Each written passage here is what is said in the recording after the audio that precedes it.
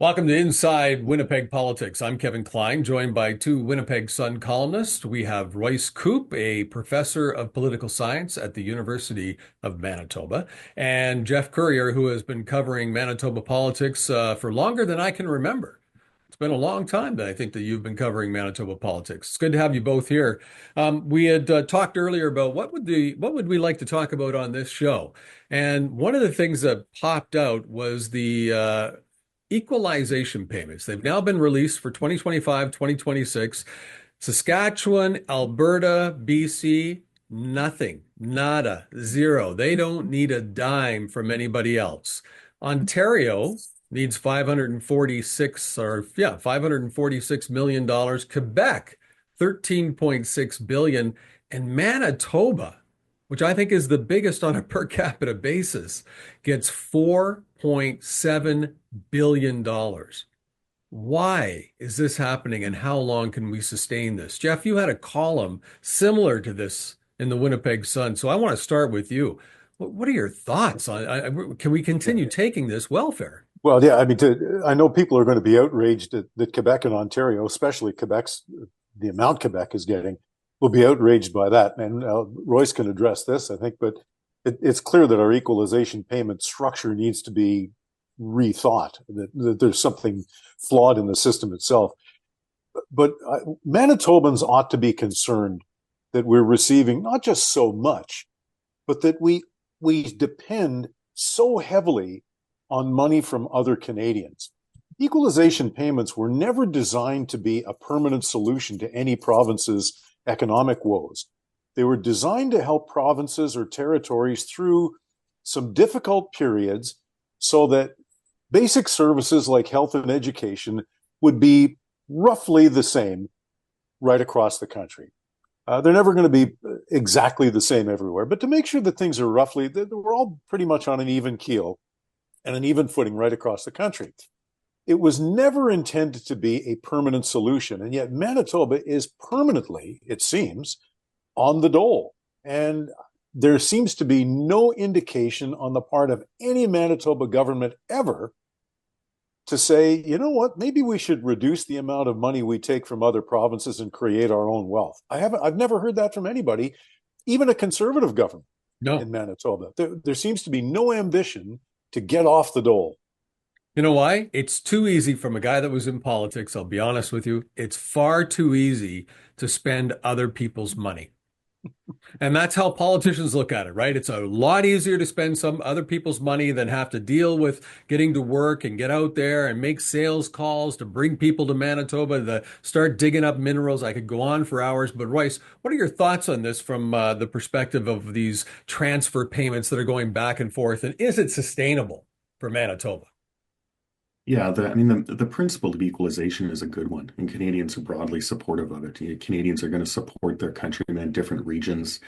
But when you look at the distribution in recent years, especially this year, it's clear that something is out of whack. The only have provinces in this country now are British Columbia, Alberta, and Saskatchewan.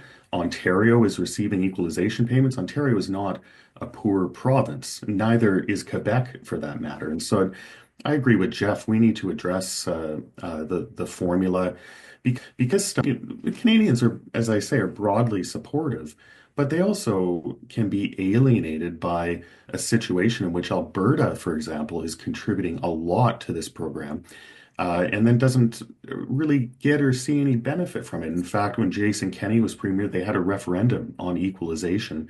Albertans here really disapproved of the system and the way that it was kind of redistributing money across the country in a way that was not advantageous for Alberta. So I would worry about that. I also think that the point that you made, Kevin, about the fact that equalization can become a welfare trap in some ways. Like it's easier just to get a check and spend it than it is to do so, develop your own natural resource sector like Alberta has done. That's hard. That there's real cost to that. It's much easier just to take the equalization money and spend it.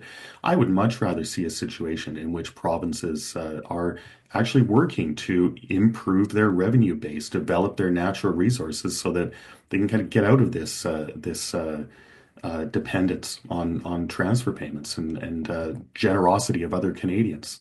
And I think, Jeff, you talked about that in your column, right? There just does not seem to be the will among any elected official. And I agree, whether it was a conservative elected official or it's the NDP now, nobody wants to roll up their sleeves and do the work necessary to make us a have province. It's just missing. Am I right? Yeah, I think so, Kevin. It's the basic element of ambition is missing. And we've talked about leadership in other segments of these conversations, and we just haven't had anybody at the head of our province stand up and say, we are going to get off welfare. We're going to turn this into the most prosperous place in Canada. We've got the ability to do it. We've got wonderful people here. We pay to educate great young minds and then watch them leave for those so-called have provinces. We have almost unlimited natural resources to tap into, and we're not tapping into those. We have great people. We've got great resources. We have all of the elements sitting in front of us to turn us into a prosperous place. What we lack is the gumption to do it. We could be. When I was Minister of Environment, I learned and spoke to an ambassador from the EU. Manitoba is positioned to be the leader of clean green hydrogen. Now, a lot of people don't want to talk about that, and a lot of people in the government in my party, no, we don't want to talk about that. That's not a big thing right now. But that could be the most used source of fuel in Europe. That's their plan, and they needed 50% of their clean green hydrogen to come from Manitoba. There's only two places that can do it, Quebec and Manitoba. And Quebec is at their limit. They're at their capacity, so they can't do it. Manitoba can. So these are all these opportunities that, again, you just roll up your sleeves, you get to work and make it happen, because imagine if we were the leader. One last thing, I'll give you a couple of 30 seconds to answer it very quickly. How can the NDP government, how can WABCanoe continue to budget based on this payment when Pierre Poilievre wins?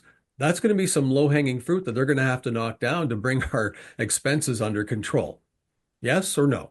I'm not sure. I think it's tough. Pierre Poilievre is a politician. Like, he's going to be a fiscal conservative, but messing with equalization, you have to kind of be careful with that. There are political implications to that. And I think that what you guys are talking about, developing Manitoba's own capabilities, it is possible. If you don't think it's possible, then look at our neighbor, Saskatchewan. Saskatchewan is a province that is absolutely transformed from just a decade and a half ago, when it was a full-on have-not province. It is a remarkable change. If they can do it in Saskatchewan, we can do it here too. Yeah, and if we want to really see some prosperity among our First Nations and our First Nations peoples, developing our natural resources is maybe the clearest. I don't want to say simple, because it's never simple. As Royce has pointed out, it's not simple, but it would be the most sensible, obvious, logical way to do it. And that's true reconciliation, rather than just cutting people checks and issuing apologies and platitudes. Let's get the economy rolling, and let's see some real prosperity on some of our First Nations.